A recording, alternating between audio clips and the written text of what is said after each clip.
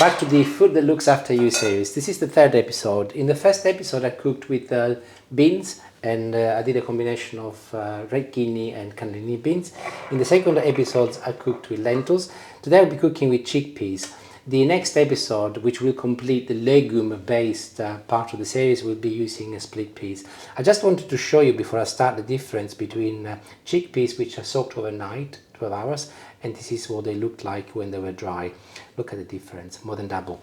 So in terms of weight, I will be using 500 grams of already soaked chickpeas. They were 250 when they were dry.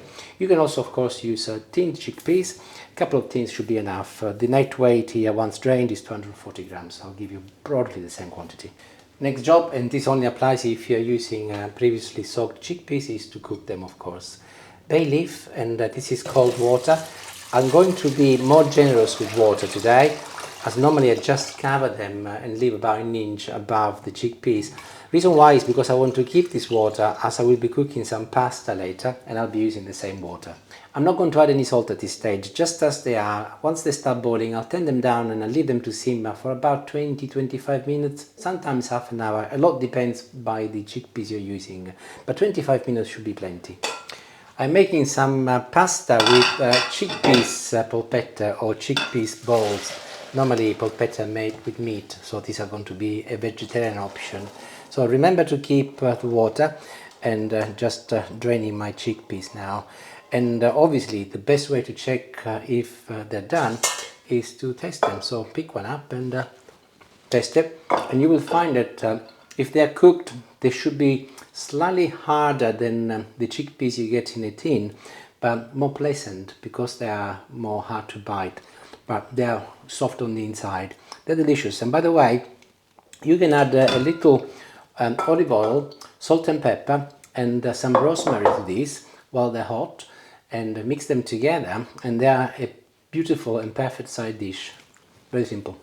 As I'm making pasta, I am moving 2/3 of my chickpeas in a bowl, as I will be whizzing these, and I'm keeping 1/3 so that I've got a little condiment with my pasta.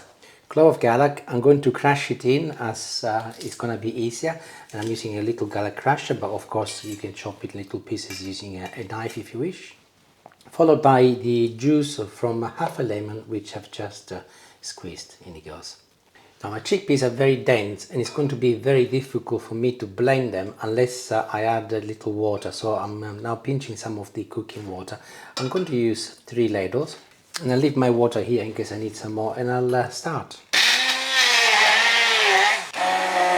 You will find that if, like me, you're using a hand blender, at the beginning you will struggle slightly, but do not worry, it will be fine in the long run. Do not be tempted to add more water at this stage or any more liquid, otherwise you will end up with a very sloppy mixture. So just carry on, but of course also you can use a food processor if you wish. And I'm done. I didn't have to add any more liquid, and I've got a nice smooth consistency. Obviously if you added a little bit more water, it's not the end of the world because we can correct it later. And I'm now ready to move on to building the base for my chickpeas polpette. So I'll move the mixture into a mixing bowl first. I'll add a teaspoon of salt, followed by some pepper. This is fresh rosemary. Of course you can also use the dry stuff if you like, but I'm going to chop in little pieces, otherwise the needles will be a little bit annoying in my polpette. Lemon and rosemary go really well with chickpeas, so there you go. This is cumin, and it goes really well with chickpeas also, so I'm adding about half a teaspoon. Followed by 40 grams of cheddar, and you can choose any cheese you like, but do ensure that it melts nicely. And a couple of eggs. The role of the eggs is to ensure that the chickpeas polpette stay well together, so combined with the cheese they will form a bit of glue. And before I go anywhere else, I'll just check the consistency, so I'll mix everything together and see what I end up with. And if you take a look, it's not dense enough for me to make a good polpette. I did talk about correcting it, and I'm going to be using some breadcrumbs. These are dry breadcrumbs. I'll start with a couple of heaped spoons. Also, if you don't have any breadcrumbs, you could try with 1 heaped spoon of flour if you like. But let's see how it goes first. still a little bit too liquidy, so I'm going to add another cup. So you can use the breadcrumbs as a way to adjust the consistency until you get something which is workable. Right, I just added another cup, so 6 altogether, and I'm sure that it will be fine. So you'll have to judge it, of course, depending on quantities you're making and also the type of chickpeas you're using. If you're using tin chickpeas, the likelihood is that you're going to be needing more because they tend to be softer in texture. But I can see that I'm beginning to really struggle, which is a good sign. So let's see what it feels like now. Yeah, I can see that it's going to be perfect. So I'm ready to start making some chickpeas polpette. Time to get my sleeves up. I've got a bowl of water here which I like to keep next to me, and I'm going to just wet my left hand. I've got also a teaspoon so that they will all broadly look similar in size. I'll place it on my hand, the palm of my hand, and then with my right hand, which is dry, I'll start making a little polpette. And this is considerably easier because this is wet, this is dry, so that gives me the opportunity to make perfect round balls, and I will not get mucky hands. And I'm choosing to make them quite small today, as I will be cooking them with some pasta, but there isn't a rule really, you can make them as small or as big as you like. So I'll carry on until I complete all of my paste. Time to make a soffritto, so I'll start by adding a little olive oil in a large saucepan. Important that it is large, as this will be holding all of my polpette. This is a combination of chopped celery, parsley and onion, which I keep in the freezer. Very handy, so I don't have to chop them every time. And I'm going to use a couple of generous handful. You can see in the very first episode of the series, I'll put it up here, how I do this. Very simple. But of course, if you want to use the fresh stuff, chop 1 medium onion, 1 medium carrot and 1 medium sprig of celery. Couple of minutes in, and I'm now adding 4 ladles of my chickpea water from when I cooked them. And this is quite important because the water at the bottom of my pan will prevent my polpette from getting stuck to my pan.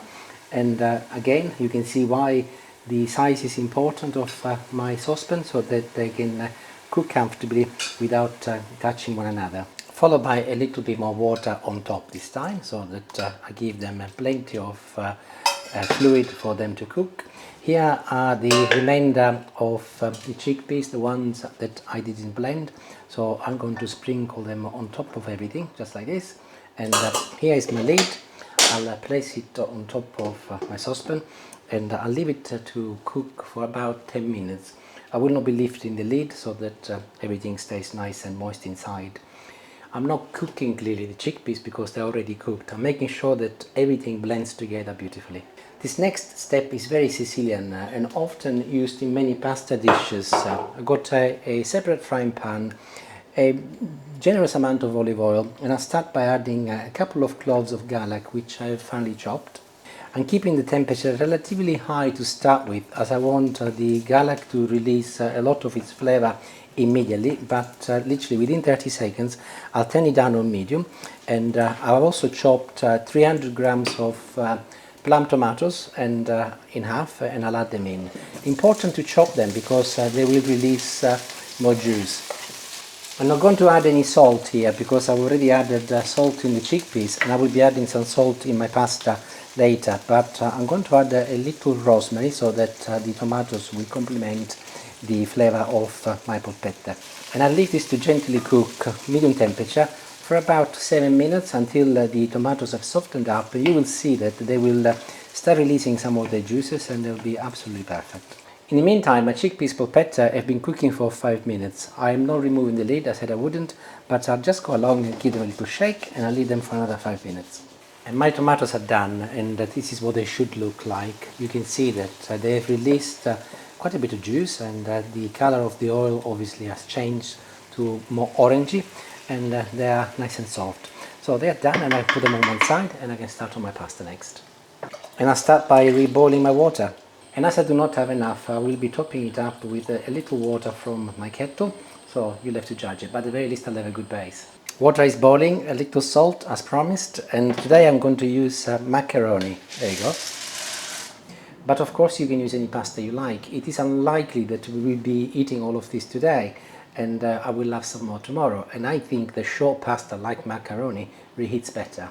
And my pasta is done, so next thing is to drain it, but I need to keep the water once again, as I will be needing some, so I'll just use my little strainer over here.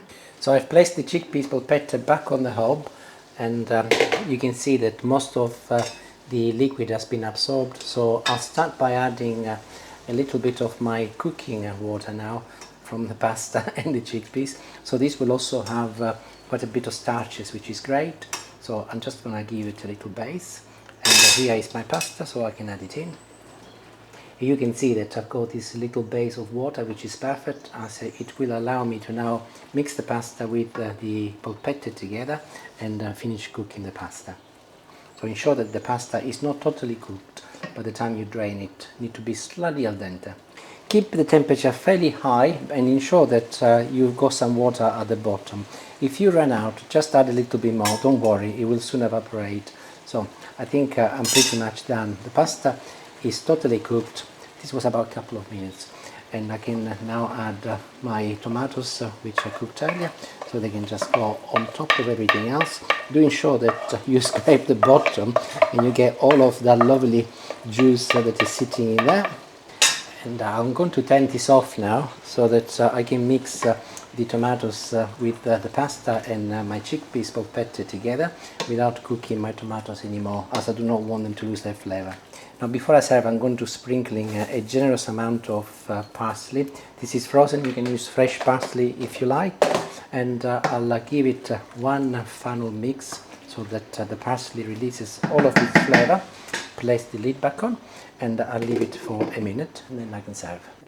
Just like all legumes, chickpeas are really good for you. They are rich in fibre, they are great for your gut, and they keep you fuller for longer, of course.